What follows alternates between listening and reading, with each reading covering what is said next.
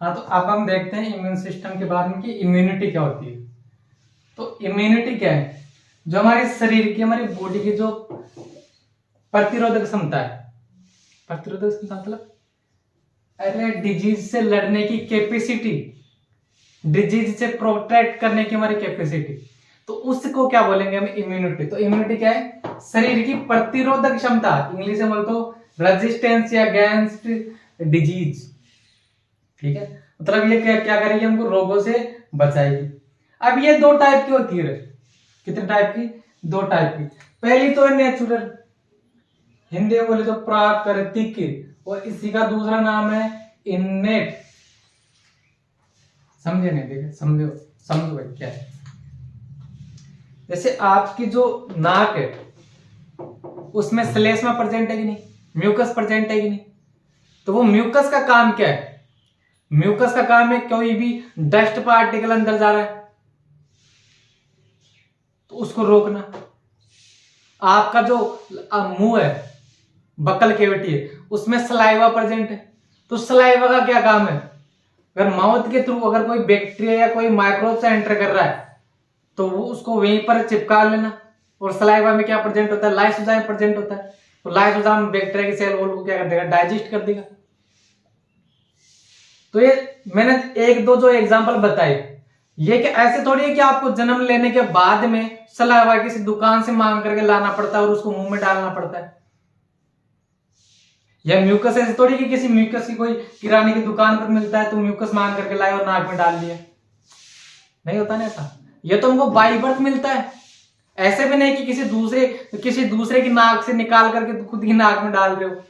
By birth होता है ना, जन्मजात होता है। तो ये हमारी इम्यूनिटी का पार्ट है कि नहीं? अरे रोगों से प्रोटेक्ट कर रहा है तो इम्यूनिटी का तो पार्ट ही। तो ये जो मैंने दो एग्जांपल बताए, और भी है बहुत सारे, मैंने तो आपको दो ही एग्जांपल बताए, ये बाय बर्थ है कि नहीं?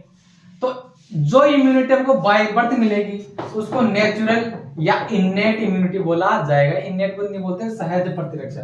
तो जो ये इन्नेट या नेचुरल है वो कैसी होती है? बाय बर्थ होती है, जन्मजात होती है। और नॉन स्पेसिफिक होती है, मतलब अविशिष्ट। अविशिष्ट का मतलब नहीं समझे भाई।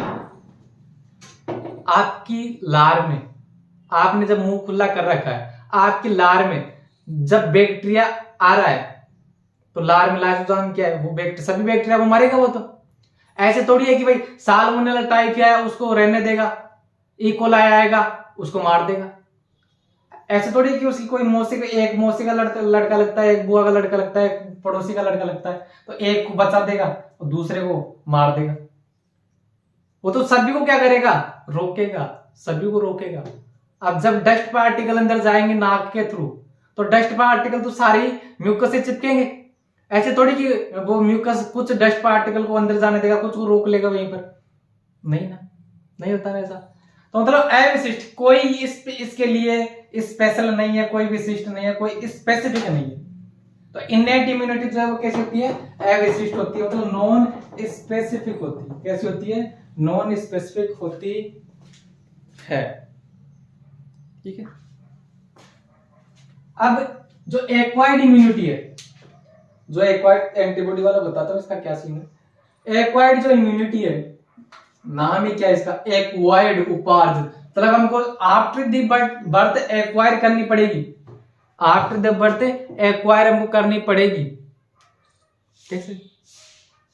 अरे कल ही बताया था मैंने आपको, छोटी माता, चेचक, स्मॉल पॉक्स। तो जो स्मॉल पॉक्स डिजीज है उससे बचने की कैपेसिटी हमको बाय बर्थ नहीं मिलती। उससे बचने के लिए हमको क्या करवाना पड़ता है? वैक्सीनेशन करवाना पड़ता है, टीका लगवाना पड़ता है। वैक्सीनेशन करवाना पड़ता है, टीका लगवाना पड़ता है। तो वो जो हम इम्यूनिटी एक्वायर कर रहे हैं वो आफ्टर दी बर्थ एक्वायर कर रहे हैं कि नहीं? पोलियो का जो आप जो दवा पीते हो तो वो पोलियो से बचने के लिए पीते हो, बट क्या वो जन्मजात प्राप्त हुई है? हमें जन्मजात मिली है? नहीं, उसको जन्म लेने के बाद में, बर्थ के बाद में हमको एक्वायर करना पड़ रहा है वैक्सीनेशन के थ्रू। तो एक्वायर इम्यूनिटी कौन सी होगी? जो बाय बर्थ नहीं होती है। कैसे नहीं होती? बाय बर्थ नहीं होती, आफ्टर द बर्थ एक्वायर करना पड़ता है इसको। और ये कैसे होगी? वो कैसी थी? Non specific. ये कैसी है? स्पेसिफिक। कैसे? अरे आपको स्मॉल पॉक्स से बचना है तो आपको स्मॉल पॉक्स वाला टीका लगवाना पड़ेगा। आपको पोलियो से बचना है तो पोलियो का भी टीका लगाना पड़ेगा। आपको कोविड से बचना है तो कोविड का भी अलग टीका लगाना पड़ेगा। तो मतलब जो अलग अलग वैक्सीनेशन है वो एक डिजीज के लिए स्पेसिफिक है कि नहीं। अगर आपने पोलियो का टीका लगवाया या पोलियो की दवा पी तो वो सिर्फ पोलियो को रोकेगी, पोलियो को रोकेगी, वो कोविड को नहीं रोकेगी। तो स्पेसिफिक होगी ना, तो ये कैसे थी स्पेसिफिक। तो फिर वैक्सीनेशन करवाने के बाद होता क्या है, वैक्सीनेशन करवाने के बाद क्या होता है, उनमें क्या होते हैं एंटीजन होते हैं जो कि बॉडी में जाने के बाद में क्या प्रोड्यूस करवाएंगे, एंटीबॉडी प्रोड्यूस करवाएंगे। तो इसमें एक्वायर्ड इम्यूनिटी में क्या होता है, एंटीबॉडी का प्रोडक्शन होता है, और इसमें एंटीबॉडी का प्रोडक्शन नहीं होता, एंटीबॉडी का प्रोडक्शन नहीं होता। तो ये इम्यूनिटी के दो टाइप होते हैं। फिर इनके भी फर्दर अलग अलग टाइप, तो जैसे जैसे हम चैप्टर में आगे चलेंगे वैसे वैसे मैं आपको बताता जाऊंगा। तो पहली जो इम्यूनिटी है नेचुरल इम्यूनिटी, प्राकृतिक प्रतिरक्षा या जन्मजात प्रतिरक्षा या सहज प्रतिरक्षा। इसमें 4 टाइप के बैरियर शामिल है। बाय बर्थ मिलेगी, बाय बर्थ मिलेगी। तो इस इम्यूनिटी में हमारी बॉडी के 4 बैरियर शामिल है, 4 अवरोध शामिल है। कौन कौन से, फिजिकल या स्ट्रक्चरल बैरियर, शारीरिक अवरोध,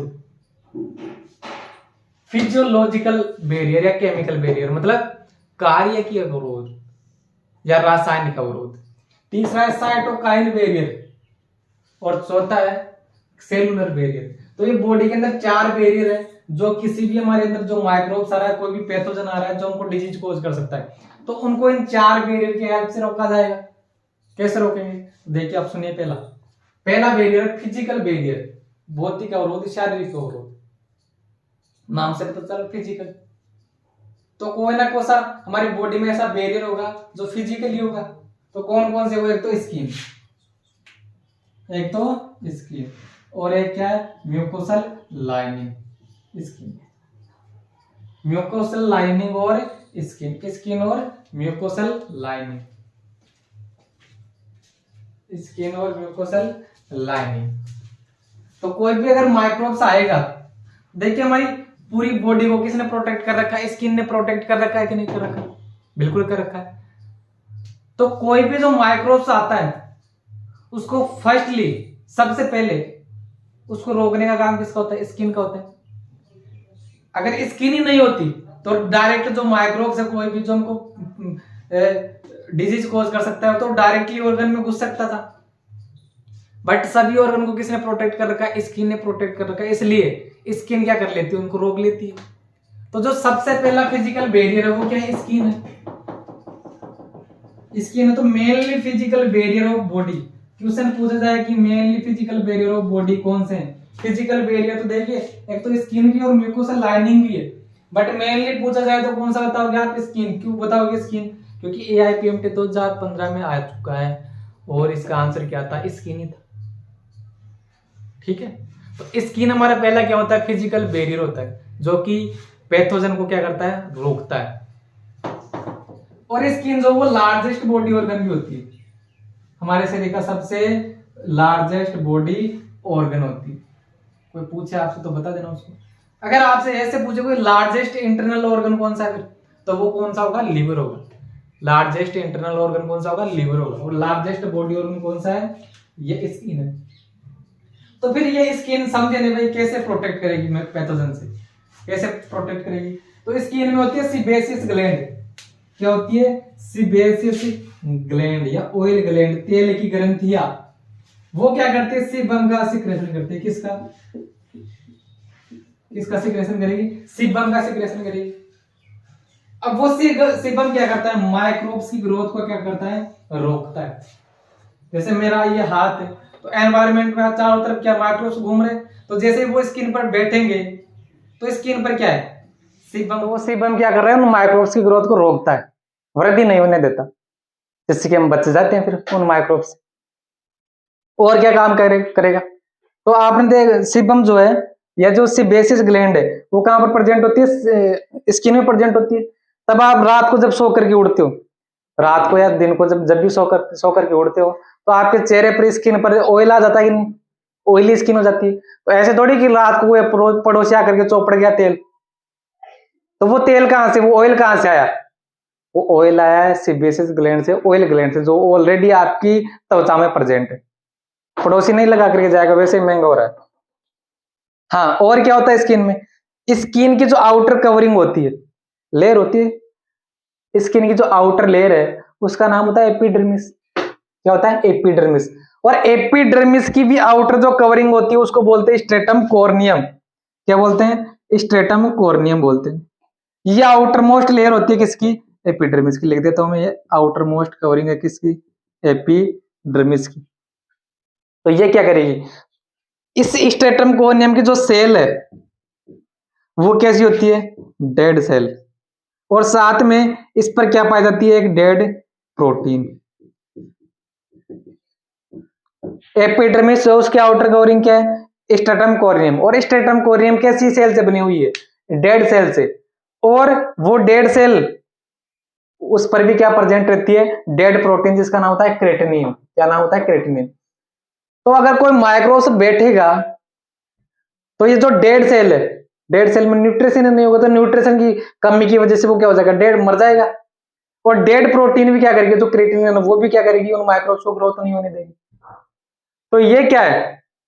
स्किन है, फिजिकल, फर्स्ट फिजिकल बैरियर जिसका नाम था स्किन।